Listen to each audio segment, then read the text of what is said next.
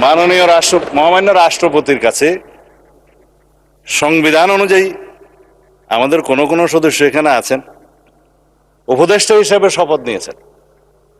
সংবিধান তখন ভালো ছিল, রাষ্ট্রপতিও তখন ভালো ছিল, কিন্তু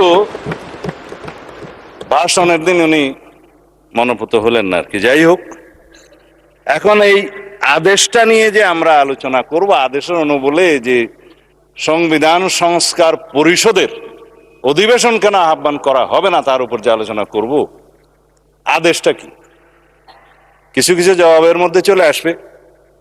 মাননীয় বিরোধী দলের একজন সদস্য বলেছেন এই আদেশটা বৈধ আইন। এইখানেই হচ্ছে বিতর্কটা। এই আদেশটা বৈধ আইন না। রাষ্ট্রপতি আদেশ জারি করতে পারতেন, পাস্ট টেন্স।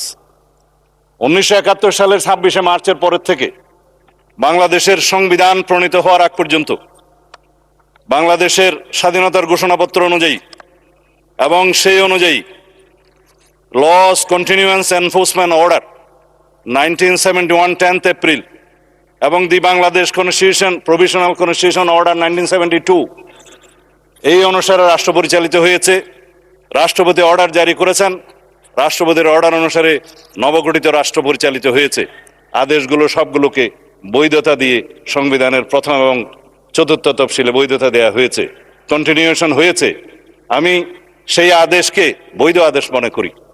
যে হাইকোর্টের আদেশ, যে রুলিং এর কথা বললেন, সেই আদেশগুলোকে আইনে পরিণত আইন বলে স্ট্যাটাস দেওয়া হয়েছে। অবশ্যই আর্টিকেল 152 অনুসারে একটা হচ্ছে ল আর একটা হচ্ছে এক্সিস্টিং লস। আইন এবং প্রচলিত আইন দুই জায়গাতেই আদেশ হচ্ছে বৈধ আইন। অন্যান্য প্রথা, রুলস সবকিছু বৈধ আইন, আদেশও আইন। কিন্তু এই আদেশ ছিল, কিন্তু আদেশ জারি করার ক্ষমতা 1973 সালের 7ই এপ্রিলের পর রাষ্ট্রপতির আর রইল না। চতুর্থ তফসিলের সংবিধানের চতুর্থ তফসিলের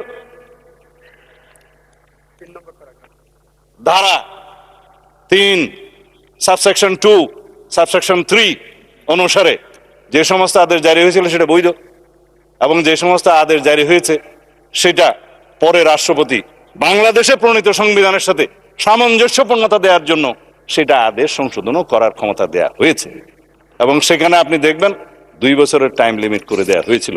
আমি দেখে বললে ভালো বলি না, সেই জন্য এমনি বলি।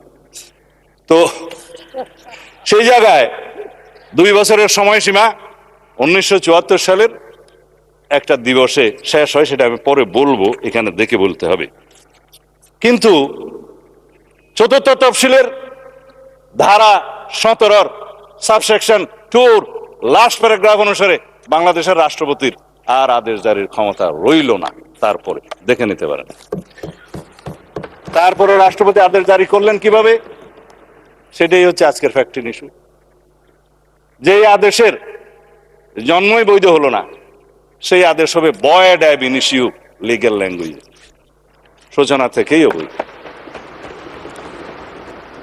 এইবার বক্তৃতায় আসি। মাননীয় স্পিকার, এই আদেশটা রাষ্ট্রপতির অধ্যাদেশ না হওয়ার কারণে 133টি অধ্যাদেশ উপস্থাপন করা হলেও সংসদের প্রথম দিনে এই আদেশটা উপস্থাপন করা হলো না, কারণ এটা না হয় অধ্যাদেশ না হয় আইন।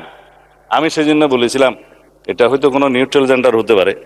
এনিওয়ে, এই আদেশটি অন্তর্বর্তীকালীন সরকারের অন্তহীন একটি প্রতারণার দলিল।